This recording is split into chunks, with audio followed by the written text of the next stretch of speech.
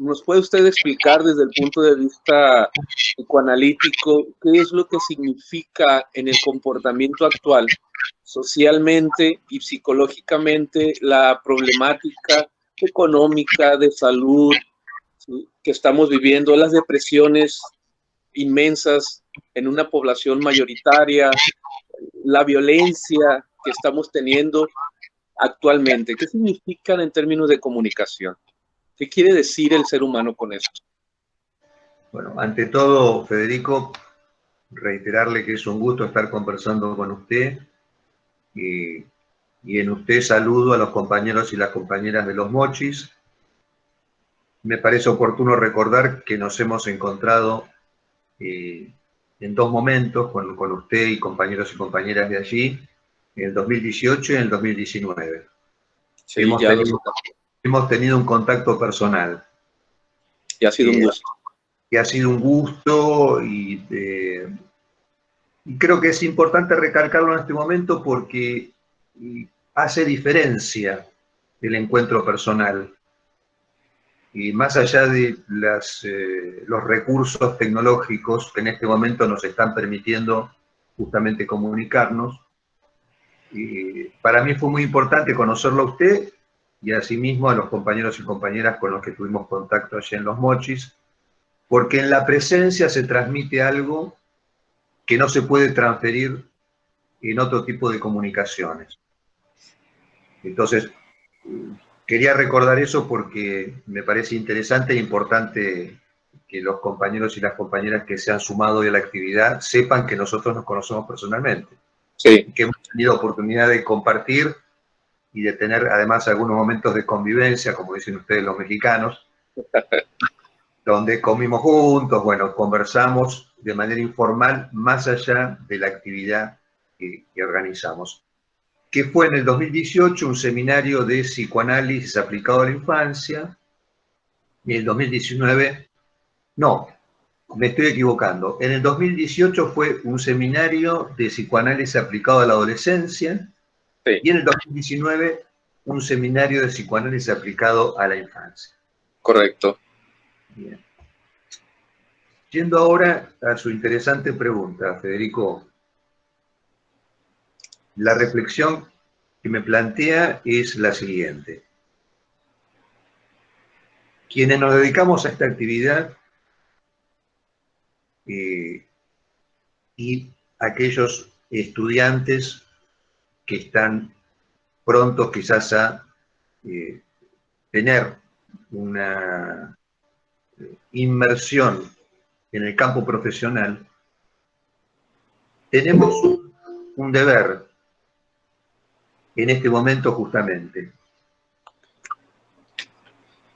Y ese deber es el de salir del asombro, de la perplejidad y del shock que puede provocar esta situación extraordinaria como es la de la pandemia, que como usted bien decía, nos ha obligado a readecuarnos en nuestra vida cotidiana, en nuestras rutinas, en nuestras formas de comunicación, en nuestras precauciones.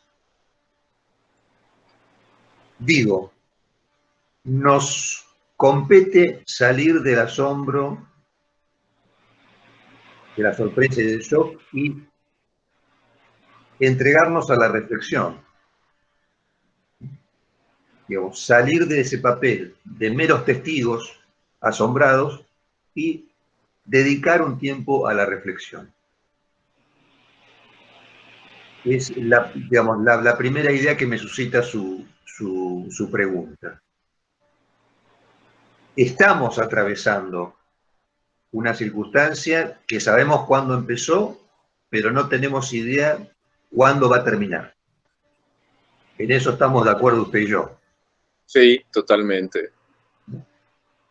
No sé cuál será su impresión, Federico, pero, digamos, estamos inmersos en una incertidumbre. Sí. Y maestro, en esa representación simbólica de la conducta, del comportamiento actual, donde vienen a cambiar nuestras ideas y vienen a cambiar nuestras formas, no solo de actuar, sino también de pensar, incluso forzadamente. ¿Cómo ve usted el efecto que vamos a tener? ¿Qué cree que pase con nosotros en una dinámica general? ¿Qué pase con nuestra forma de ver la realidad actual y ver la realidad que viene, la realidad transformada, de manera obligada?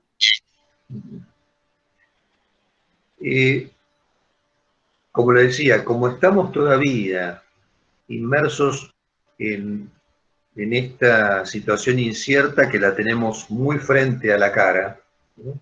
Demasiado cerca, es difícil prever las consecuencias de esto que está ocurriendo. Yo puedo compartir con usted algunas ideas sobre las cuales he ido pensando en estos casi 80 días que llevamos de aislamiento obligatorio, preventivo y social aquí en Argentina, sobre todo en la ciudad de Buenos Aires. Porque debo decir que aquí el 20 de marzo, el presidente de la Nación, decretó de manera obligatoria el aislamiento, ¿sí? Con lo cual, el último día que fui al consultorio fue el 19 de marzo, y desde esa fecha que no regreso, con lo cual tuve que desarrollar la actividad profesional en mi residencia. Le decía entonces, una reflexión que he tenido respecto a esta circunstancia es que este virus, el coronavirus, es invisible, al menos invisible a nuestros ojos, no es invisible para los científicos que lo observan con el microscopio. Y es inaudible, ¿no? Digamos, ni se ve ni se escucha, sin embargo, está presente. Y lo que me llama la atención a mí es que justamente desde esa invisibilidad y esa inaudibilidad, este virus ha venido a visibilizar y a hacer audible muchas circunstancias de nuestra vida contemporánea. Por ejemplo, este virus ha interpelado a cada nación respecto a cómo funciona el sistema de salud. Ha interpelado a cada país, a cada territorio respecto a cómo reacciona, cómo responde frente a una crisis de esta naturaleza.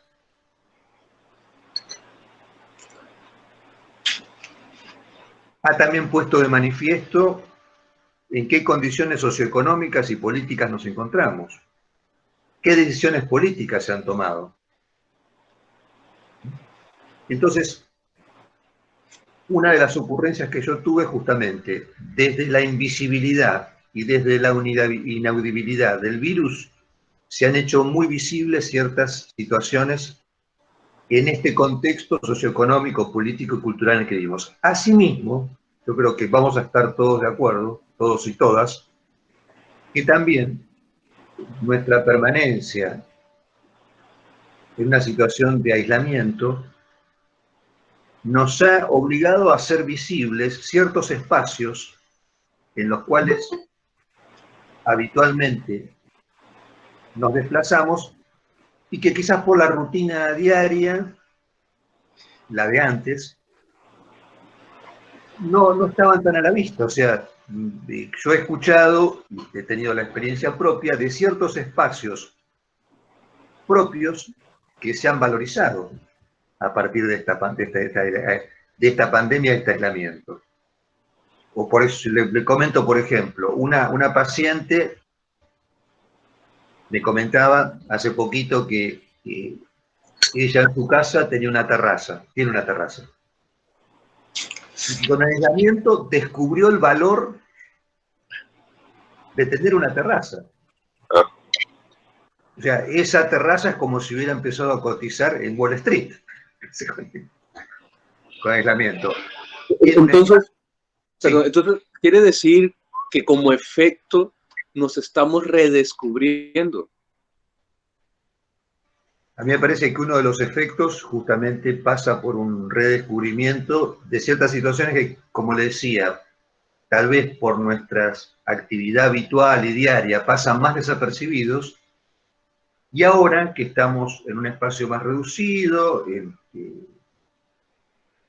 nos conectamos de otro modo con el tiempo, como usted muy bien decía, hay una vinculación que ha variado con el tiempo, y hay una vinculación con el espacio que también ha cambiado. Entonces, ahí si tomamos la referencia lacaniana de la imagen, quiere decir que en algún momento, como decía Lacan, nos perdimos y nos olvidamos de nuestra imagen real, cayendo en una fantasía de una imagen ideal. Sí, sí, sin ninguna duda está ligado a esa formulación lacaniana relativa al espejo, porque se podría decir, el espejo en el cual nos miramos habitualmente está constituido por ciertas escenas y en esas escenas nosotros somos distintos personajes. Quiero decir, usted, Federico, es un personaje, es el mismo, por supuesto, uno y el mismo siempre, pero reviste un personaje en su papel de profesor universitario, cuando va al gimnasio, porque me consta que usted hace rutina física en el gimnasio, es una cosa que pide una disciplina, usted ahí es otro personaje, y en su vida cotidiana, seguramente en sus relaciones, ese personaje va de manera imperceptible y desplazándose y tomando distintas formas. ¿Somos uno y el mismo? Sí, por supuesto. En mi rato libre soy cholo y bailo el Chuntaro Style. Ellos saben de qué se trata nada más. Oiga, maestro, entonces, podríamos decir que nuestra familia viene a ser el espejo en el que nos reflejamos ahorita. La familia directa con la que estamos compartiendo este encierro. Sin ninguna duda, me parece, Federico, que en ese redescubrimiento que usted estaba comentando hace un ratito, el núcleo familiar, los afectos más cercanos pasan a estar valorizados, no porque no lo estuvieran, pero me parece que cobran otra relevancia porque uno, ante una situación de peligro y de riesgo, ¿qué es lo que hace? Y empieza a percibir cuáles son los límites de esa escena, y con quiénes puede contar, Le comento un ejemplo así de nuestra cotidianidad. Un maestro ya fallecido, el doctor Fuckelman, que usted lo conoce porque ha tenido contacto con algo de su obra, psicoanalista, bueno, falleció hace 10 años. La viuda del doctor Fuckelman, que es también colega, tiene 76 años, vive cerca de aquí, de mi casa. Cuando se declaró la pandemia, teniendo en cuenta que una persona de 76 años está dentro del grupo de riesgo altísimo, nuestro ofrecimiento, el de mi hijo Ismael, que es gallo suyo, Ismael que tiene 34 años, con él vivimos juntos, Ismael y yo llamamos a Elena, se llama la colega, y dijimos, Elena, contá con nosotros para lo que necesites, y efectivamente desde el comienzo del aislamiento, Ismael se está encargando de casi diariamente o día por medio de llevarle alimentos, acompañarla, hacerle alguna gestión porque él puede desplazarse porque tiene una autorización. Bueno, ahí se podría decir en este ejemplo. Elena tuvo que diseñar, porque sus hijos viven en el exterior, no tiene casi familia aquí, es viuda, tuvo que diseñar una escena en la cual, bueno, nosotros pasamos a formar parte de esa escena como antes no ocurría, no siendo familiares. Yo le decía a alguien ahorita que escucho lo que está haciendo el doctor para adaptarse, lo que están haciendo ustedes para ayudarlo. Me preguntaba a alguien acá en nuestra región por la problemática que traía y me decía que por qué la gente no estaba siendo buena con otra gente? ¿Por qué no en esta región la gente no estaba realmente sacando lo mejor, como lo habían dicho que iba a suceder? Yo le hacía un comentario, le decía a ella, es que a nivel funcional, cada quien, cada persona o cada personaje que representamos trae una forma específica, propia. Entonces, no esa voluntad como la vamos a sacar, no es en situaciones emergentes donde vamos a poder acertar que salga lo mejor de nosotros, como en el caso de ese apoyo grupal que le están dando al doctor, por ejemplo. Sí está sucediendo, mucha gente está haciendo cosas buenas. Obviamente la persona me preguntaba con referencia a la realidad en la que ella se desenvuelve, donde estaba viendo muchas cosas malas. Es esa ambivalencia, maestro, de realidad que vivimos, en donde, pues, yo le decía a los muchachos, como dice Maquiavelo, las personas a conveniencia sacan lo mejor o lo peor de ellos, lo sacamos de acuerdo a los intereses que nos muevan. Dice Maquiavelo que nos movemos por intereses. Es una lectura que les pedí yo a ellos que la revisaran. Y precisamente cayó con esta situación.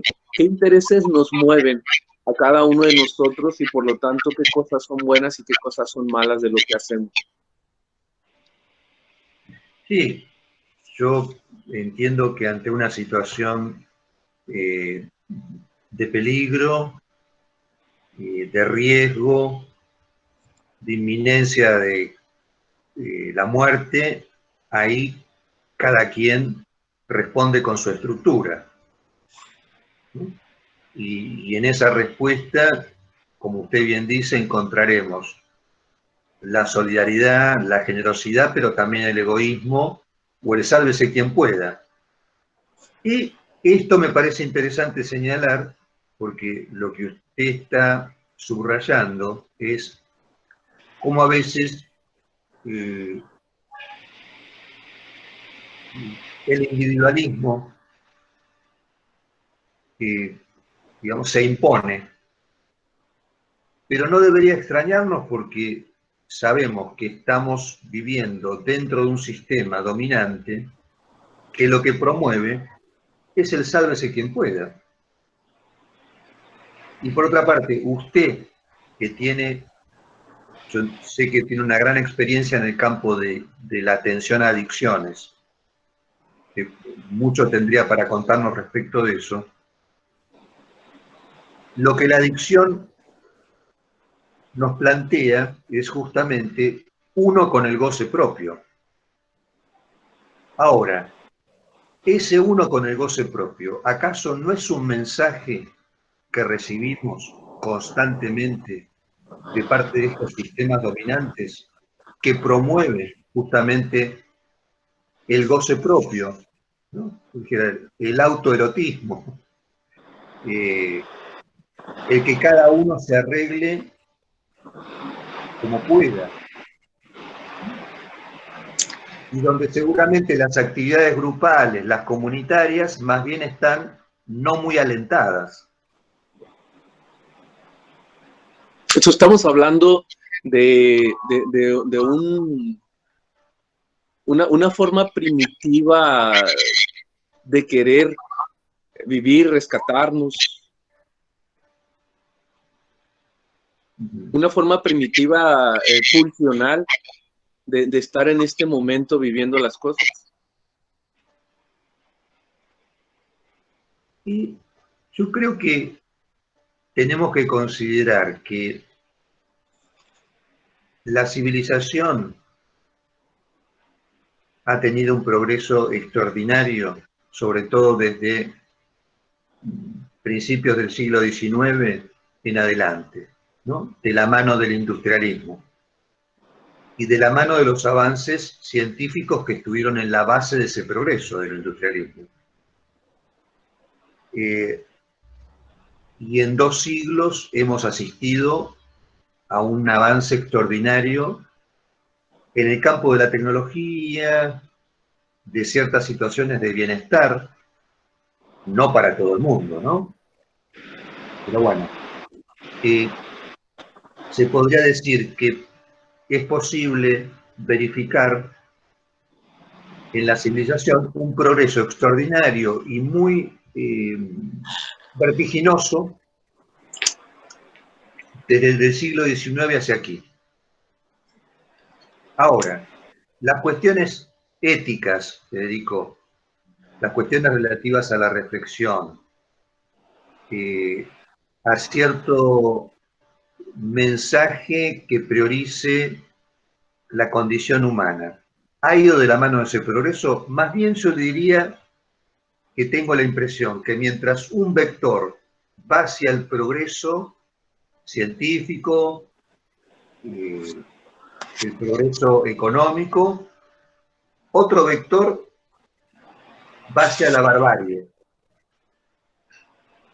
¿no? Digamos, a eso que usted señalaba como los impulsos más primarios, y llama la atención, porque uno diría, qué paradoja, ¿cómo puede ser que en este mundo, que en cierto sentido está tan avanzado, en el campo de las conductas, de la que tiene que ver con la relación con los demás, la consideración del otro, y estamos peor que en el siglo XIX? Me gustaría, si les puede comentar a los muchachos que nos están acompañando, desde su perspectiva y desde su experiencia, ¿qué les puede decir usted a ellos que van a enfrentar hoy en el campo de la psicología como transformación, como cambio para el trabajo que vamos a hacer, tanto en el área laboral, educativa, social? Sí, independientemente de la especialización que elijan los muchachos y las muchachas, que puede ser educativa, forense, laboral, clínica, me parece que el mensaje para quienes hemos decidido dedicarnos al campo de la salud, desde este lugar tan especial que es la psiquis, creo que corresponde decir que hay tres ejes que debemos contemplar.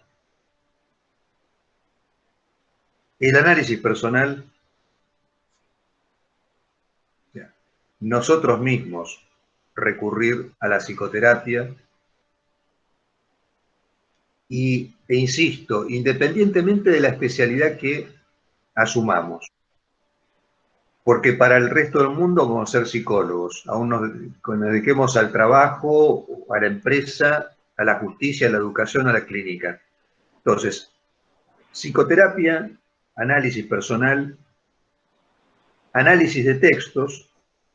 Digamos, me parece que la tarea de quien se gradúa recién empieza con su graduación. Y usted sabe, tanto como yo, que nosotros estudiamos toda la vida. Sí, esto nunca se acaba. Usted estudia y yo estudio, y yo soy más viejo que usted es más joven, pero sabemos que seguiremos estudiando hasta el final de nuestro día porque corresponde a nuestra actividad y esa labor de lectura. Y para los que se van a dedicar a la clínica, el análisis de casos. ¿Por qué digo esto? Porque es importante que los muchachos y las muchachas que van a salir a la vida profesional hacer algo que es muy importante, y acá comento una anécdota sobre Freud. Resulta que Freud tenía un discípulo que se llamaba Theodor Reik, que fue el primer psicólogo que se dedicó al psicoanálisis. El primer psicólogo, porque ustedes saben que los que primero se acercaron al psicoanálisis fueron los médicos. Sí. De hecho, Freud era médico. Theodor Reik fue el primer psicólogo que se dedicó al psicoanálisis. Cuenta la leyenda que por dedicarse al psicoanálisis, como no estaba legislada la psicoterapia en ese momento, fue acusado digamos, como de usurpación de título o de una mala praxis por no ser médico y dedicarse a hacer psicoterapia. Y allí fue que Freud, justamente porque es acusado en digamos, en el fuero judicial, este colega, Freud escribe un pequeño ensayo que se llama ¿Pueden los legos ejercer el análisis? ¿Qué quiere decir? ¿Pueden los que no son médicos ejercer análisis? Y en ese ensayo, que se los recomiendo, justamente lo que dice Freud dice, es que no solamente no es necesario ser médico para ser psicoanalista, sino que está contraindicado. ¿Por qué? Porque la formación de los médicos obstaculiza, obstruye a veces. Tenemos colegas excelentes que se quedan en psicoanálisis que vienen de la medicina, lo aclaro. Pero ahí en ese ensayo Freud, para fundamentar su argumento, dice que incluso la carrera médica puede ser un obstáculo por la formación que tiene el médico que le impide a veces escuchar o tener una formación mucho más rica y matizada como la que se requiere para un psicoanalista. Les contaba esto porque Theodor Reik, en algún momento, cuando sale de este problema, se dirige a Freud y le dice, mire, maestro, me voy a vivir a Estados Unidos. Y Freud lo mira y le dice, bueno, lo primero que tengo que decirle es que no sé por qué se va a Estados Unidos. ¿Por qué justamente a Estados Unidos? Ahí, en esa sutileza, queda indicado que Freud no le tenía mucha simpatía a Estados Unidos. Es muy conocido esto. No a la nación, sino a lo que él ya en ese momento, década del 30, ya intuía como esa feroz consolidación del capitalismo en Estados Unidos. Entonces dice, mire, lo primero que tengo que decirle es que no sé por qué se va a Estados Unidos.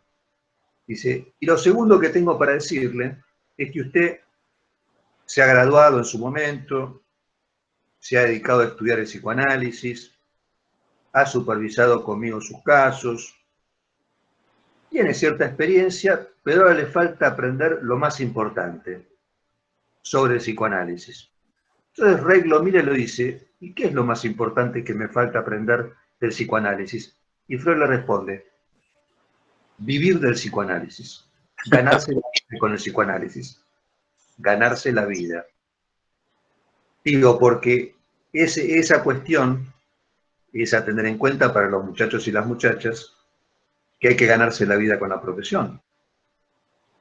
Y eso forma parte también de, puedo decir, de la trama en la cual se desarrolla la actividad que hemos elegido por un deseo propio, por una vocación, pero hay que ganar dinero también con eso.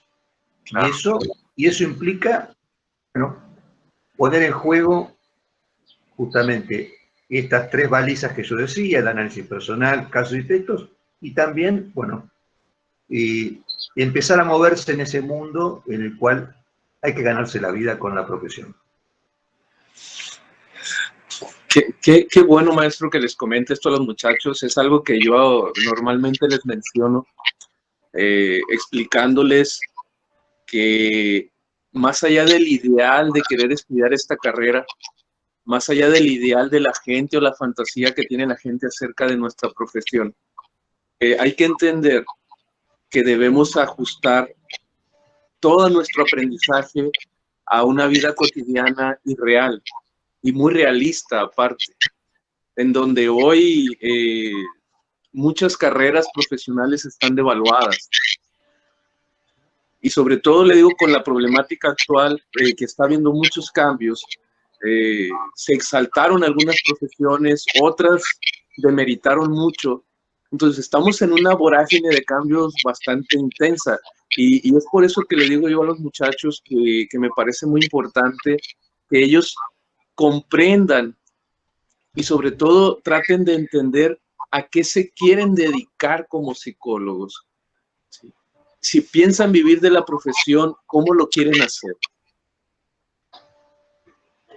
Sí, que lo que usted está ahí, digamos, interpelando es el deseo de cada uno. Sí. Y tener claridad sobre ese deseo. Mire, yo elegí la carrera de psicología cuando tenía 15 años. Era el año 72. Cuando dije que quería estudiar psicología, mis padres, que aún viven y que son muy amorosos, extraordinarios, me dijeron, por supuesto, adelante. No pusieron ninguna objeción. Pero en ese momento, años 72, 73, a mucha gente que le comentaba que iba a estudiar psicología me decían, ¿y de qué vas a vivir? La pregunta y la frase actual que a todos nos dicen. Y en ese momento le podría decir que requería cierta imaginación pensar de que iba a vivir como psicólogo en el 72, en el 73, porque no había una expansión para la carrera de psicología. Y con los años, hoy pasaron ya 48 años, lo que le puedo decir es que de algún modo terminó siendo la carrera del futuro, en algún sentido. Por lo menos acá en Argentina, que ha habido una expansión en la práctica de los profesionales de la salud mental, en la práctica del psicoanálisis, y han ocurrido circunstancias a lo largo de la historia que permitieron ese desarrollo de la actividad profesional. Con lo cual, lo que tengo para decirlos también a los chicos y a las chicas, a los compañeros y las compañeras, los que ya están graduados recientemente y los que están estudiando, y por lo que yo he visto en México y escuchado, porque estuve en 5 oportunidades en México, y en las 5 oportunidades no fui a Cancún, a la playa, fui a trabajar y sobre todo a enlazar con colegas como usted en Oaxaca, en Chiapas, en la Ciudad de México, en Sinaloa, en Sonora. Entonces no le digo que soy un experto, estoy muy lejos de eso, pero he tenido la posibilidad de conversar en la calle, para decirlo de un modo, con los y con las colegas sobre su realidad, lo que están haciendo, cómo ha sido su trayectoria, su experiencia. Y he tenido oportunidad también de atender a algunos pacientes en México, de que también tuve la posibilidad de tener consulta allí y de adentrar un poquito sobre la realidad sociocultural, económica y política de México. Entonces, lo que yo podría decirles es que en México hay una potencial demanda para los psicólogos y las psicólogas. Una potencial demanda. Lo que falta es la oferta. Exacto. Y en la oferta estamos nosotros. En la oferta estamos nosotros. Yo creo que allí, donde se ubique una oferta seria de un profesional, un grupo de profesionales que se asocian, que arman una cooperativa para atender gente, como ocurre en algunos lugares. Hay lugares en Culiacán, no recuerdo si en Los Mochis debe haber, pero yo no conozco. Sé que hay en Obregón porque conozco el lugar, me invitaron, una instituciones pequeñas de colegas que se asocian y se ponen a atender. Clínica. Sí, sí existen también. Esa oferta rápidamente es respondida por una demanda inmediata. ¿Por qué? Porque justamente el psicólogo o la psicóloga tienen para ofrecer en este momento un valor escaso. ¿Cuál es el valor escaso? Alguien que escuche.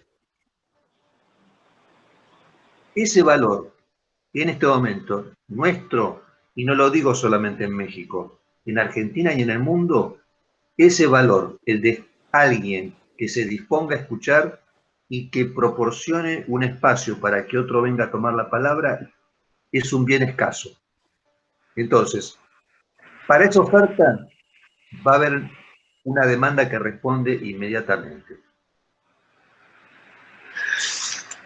Les comento yo a los muchachos en algunos momentos de algunas clases, les digo que nosotros creo que ignoramos a veces grandemente el hecho de que apenas nos estamos descubriendo en cuanto a nuestro valor y nuestro rol en la sociedad, sobre todo en esta región, ¿no? Que es tan compleja a veces.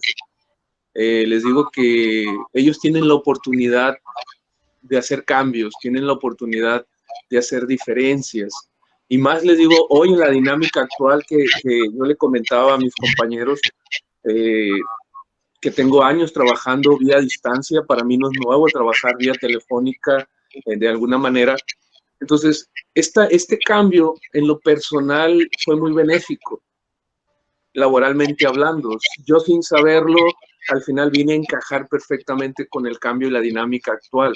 Sigo trabajando presencial, obviamente con todos los cuidados pertinentes, pero se incrementó el trabajo a distancia. Entonces, la pregunta que le hacía, y quiero compartir la respuesta, es que le decía a los muchachos que en la actualidad nuestra presencia está empezando a resultar en una exaltación bastante buena y ampliamente considerada, ¿no?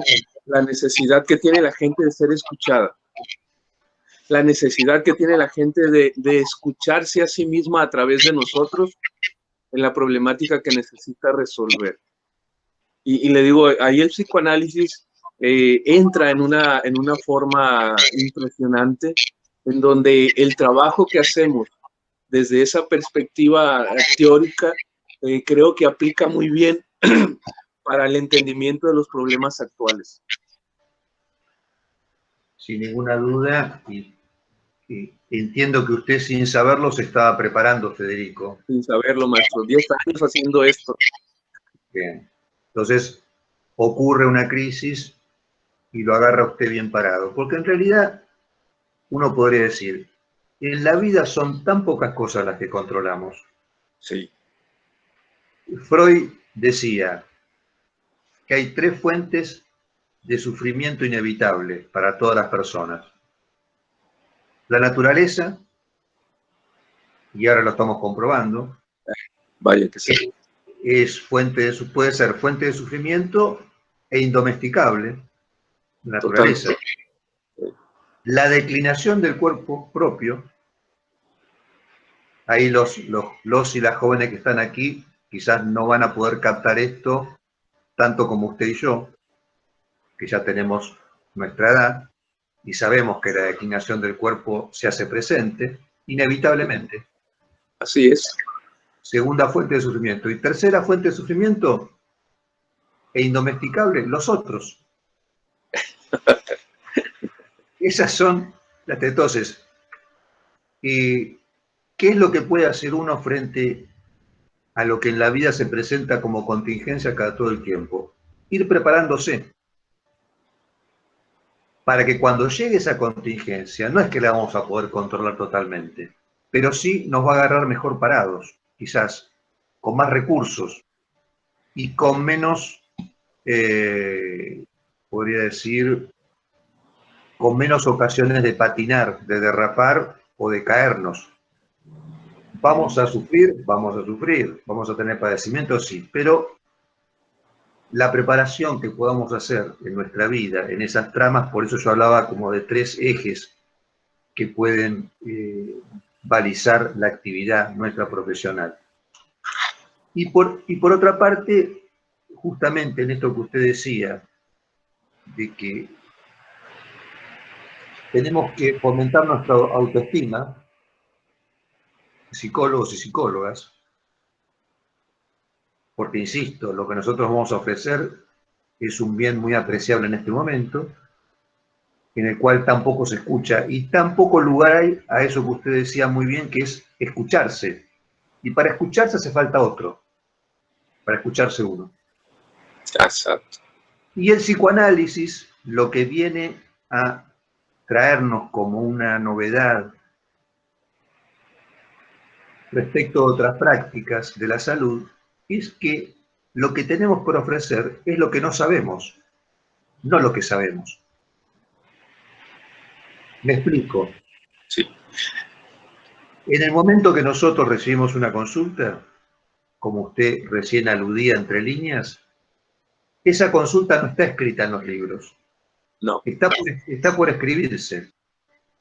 Y si nos dedicamos al psicoanálisis, lo que tenemos para aportar ahí es nuestra ignorancia. Y sostener esa ignorancia para poder escuchar. Entonces, quizás una mala noticia para los muchachos y las muchachas que están estudiando, que ya se graduaron, es cuando llegue una consulta tienen que olvidarse de todo lo que aprendieron en la facultad. Usted me podrá decir, ¿Pero cómo? ¿Para qué estudió entonces? Justamente estudió para poner entre paréntesis lo que estudió. Ese margen de duda.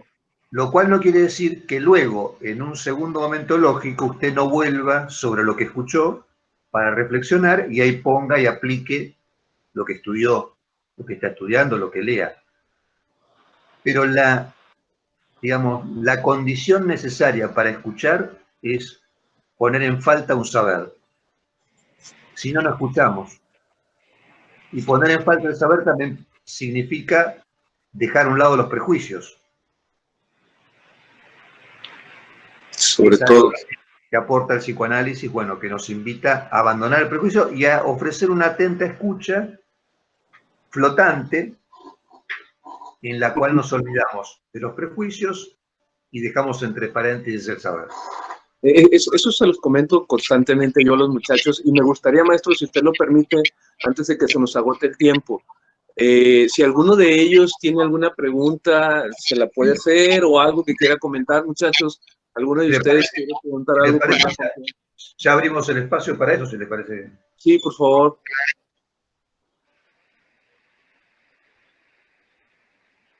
Ya bastante hemos hablado nosotros, pobres. Sí. y pues si alguno de ellos quiere compartirnos algo o preguntar algo con confianza, muchachos. Puede abrir el micrófono o mandar una pregunta por el chat y yo la leo. Profe. Sí. Yo estaba leyendo hace poco algo sobre las huellas némicas y tengo la duda sobre si en dado caso el proceso de adaptación que nosotros estamos viviendo, ¿sí me escucho bien? Sí, lo escuchamos bien, sí. Ok, el proceso de adaptación que estamos viviendo a esta etapa que no sabemos cuánto durará y el que también tendremos que hacer cuando venga la nueva normalidad de poder salir pues del confinamiento, repercutiría en las huellas némicas que tal vez nosotros heredaremos a nuestra descendencia, pues, en dado caso. ¿Quiere responder, profesor? Yo lo acompaño en la respuesta. Claro,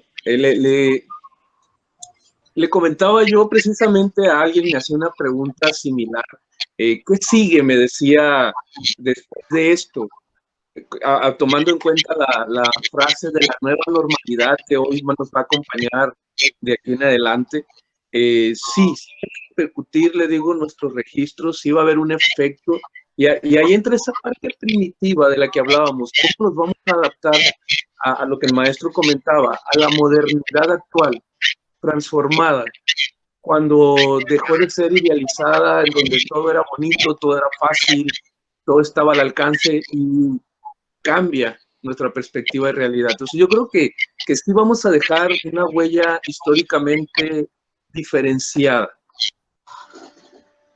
Sí, yo estoy de acuerdo, le agradecemos a Valeria Hernández la pregunta tan interesante. Y yo lo que diría, Valeria, es que efectivamente, cuando hay un acontecimiento que genera una conmoción social,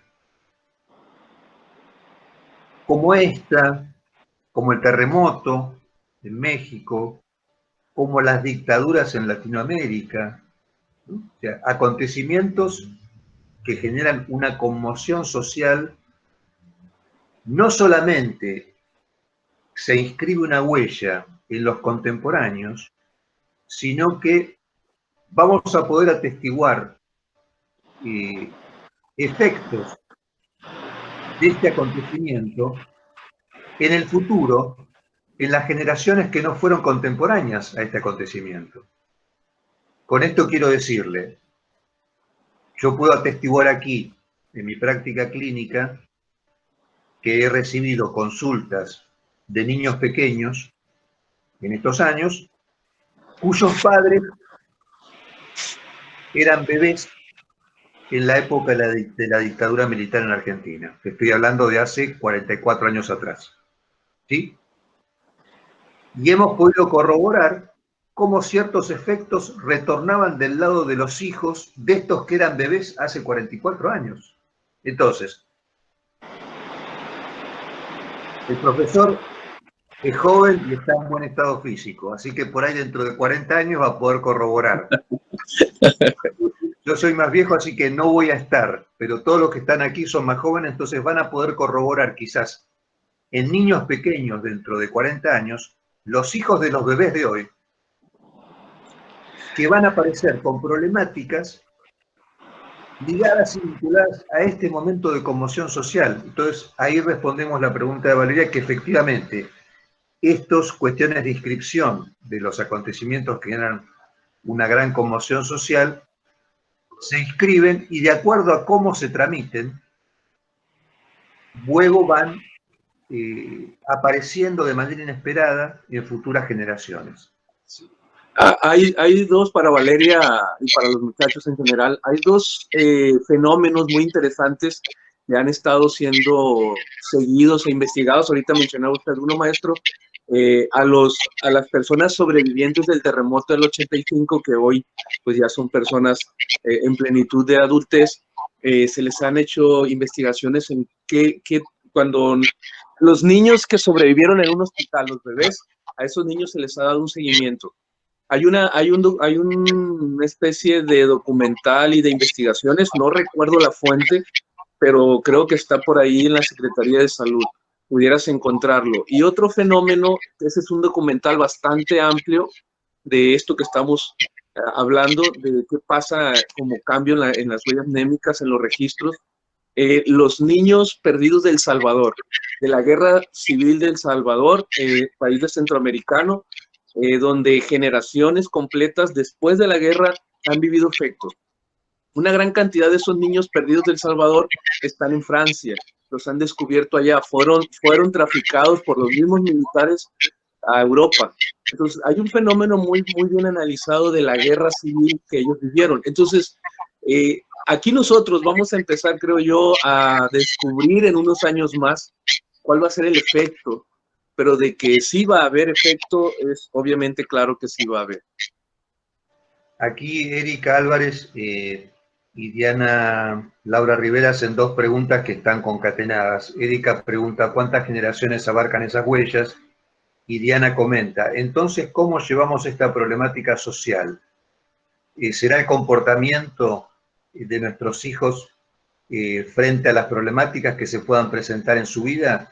Y acá Claudia dice, ¿qué podemos hacer para que el efecto sea lo mejor posible? Bueno, justamente, yo creo que sobre cuántas generaciones abarcan esas huellas, depende, a ver, las huellas de alguna manera se podría decir que se van transmitiendo con relación al lenguaje.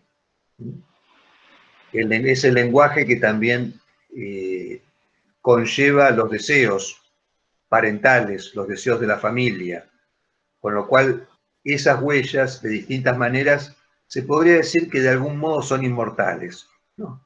Como el deseo. La cuestión es los efectos que se generan en esas huellas. Y en este sentido, haciendo pie en la pregunta de Diana, la reflexión de Diana y de Claudia, sí, de alguna manera, de cómo sean tramitadas esas huellas por los bebés de hoy y de cómo los padres se sitúan frente a los bebés, dependerán de cómo las futuras generaciones pueden elaborar y tramitar mejor y quizás con una dirección no, ¿cómo podría decir? Con consecuencias menos complicadas para la vida y quizás incluso algunas consecuencias que pudieran ser sublimadas y que tomaran otros rumbos mucho más interesantes y productivos que una enfermedad o que una marca sobre el cuerpo. Pero sí, digo que de cómo se tramite por cada generación estos acontecimientos de conmoción social dependerá de cómo las generaciones futuras van siendo afectadas por estas circunstancias, de mejor o de menor manera, o digamos, de mejor o de peor manera. Entonces, yo creo que lo que podemos hacer las personas jóvenes que aún no son padres, ni madre ni padre, por eso yo decía, tomemos la palabra, resolvamos nuestras cuestiones personales, tratemos de pararnos lo mejor que podamos, porque esa posibilidad de tomar la palabra, de elaborar las cuestiones conflictivas de cada uno, va en beneficio de las futuras generaciones, de cómo se pueda situar esta muchacha o este muchacho como padre y como madre. Lo cual no quiere decir que el padre y la madre tengan que saberlo todo, al contrario. Lo que de alguna manera tienen que saber es cómo sostener lo que no saben, ¿no?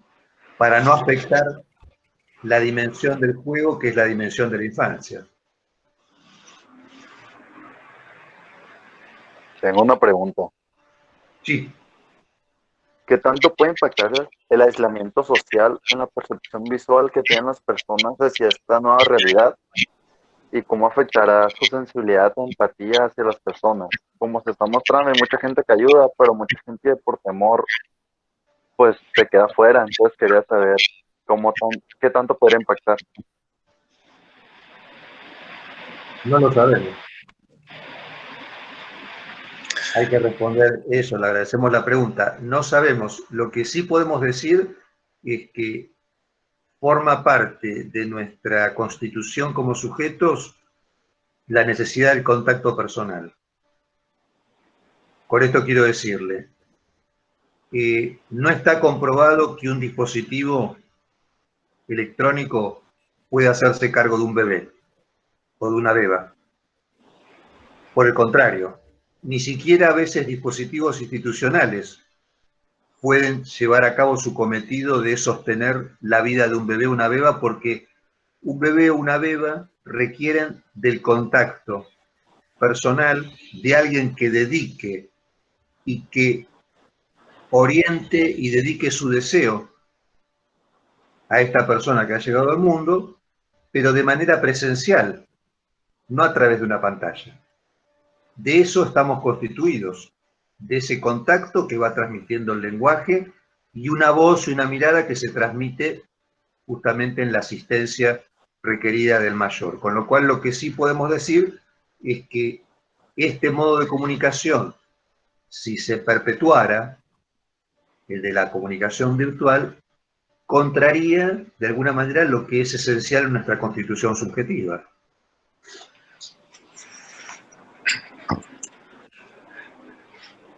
Lo complemento en algo que yo estoy viviendo acá, maestro, en términos de trabajo, en cuanto a la demanda de atención que estoy escuchando muy constantemente. Es una variedad de síntomas muy amplios que van desde las adicciones nuevas en mucha gente que no lo era, en problemas somáticos por el estrés, una gama muy amplia de síntomas.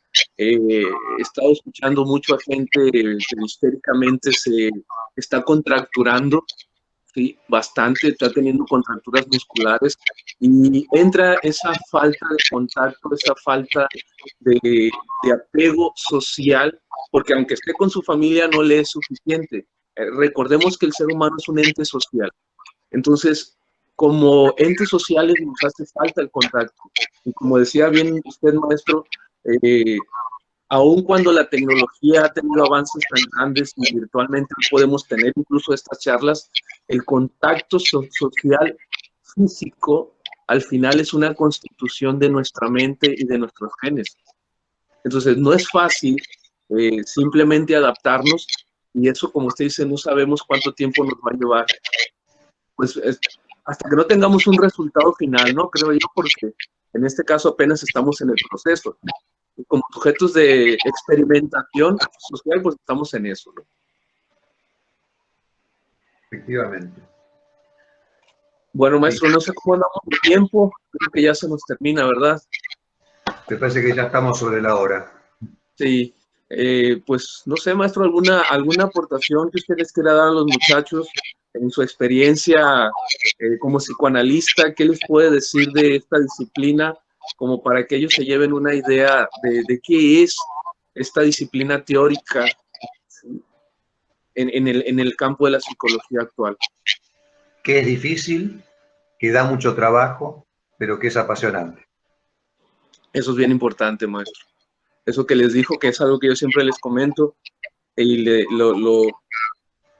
lo comparto con usted, apasionarnos por esta carrera, apasionarnos por esta disciplina y obviamente dedicarnos a aprender y a entender continuamente, ¿no? Así es. Bueno, maestro, pues le agradezco su participación, le agradezco su tiempo. Yo sé que es usted un hombre muy ocupado, sé que tiene muchas actividades actualmente y pues que nos haya podido dar este rato para que los muchachos lo conocieran. Ojalá y próximamente pues que usted pudiera estar por acá, ellos también ya físicamente y personalmente lo pudieran saludar. Ojalá y tengamos esa oportunidad, ¿no? Que todo esto nos lo permita más adelante. Pues quiero agradecerle, maestro, el hecho de que esté usted acá con nosotros. Le comparto a los muchachos que usted tiene grupos también, creo que a distancia ahorita, si alguno de ellos por ahí le interesa alguna de los seminarios que usted da, pues está ahí a la orden, ¿no? Y por lo tanto, yo aquí ya doy por terminado esta participación. Muchachos, les agradezco. Cierro el semestre con ellos. Todavía falta algunas actividades extras de calificación y demás. Pero yo sí quiero regalarles a los muchachos su valiosa participación, maestro, y que conozcan otras opiniones, que conozcan otras percepciones de lo que es el psicoanálisis. Le agradezco, Federico, la invitación tan cordial para conversar con usted y con los compañeros y las compañeras de los Mochis. Un saludo afectuoso para los Mochis en esta situación tan especial, que estamos ahí presentes desde el cariño. Y bueno, nos estamos contactando, seguramente. Y creo que allá ustedes están en invierno, ¿verdad? Están tan frío ustedes por allá. Y a la mañana hacía 6 grados aquí. Bueno, estamos recordando, estamos en una inversión de tiempos y climas, ¿no? Entonces, pues, que tenga usted un cálido día, maestro. Gracias, muchachos, por estar aquí. Un abrazo. Gracias a usted, profe, y al profesor por la apertura a la charla. Gracias, Valeria, por tu participación. Bueno, un gusto, ¿eh? Gracias, maestro.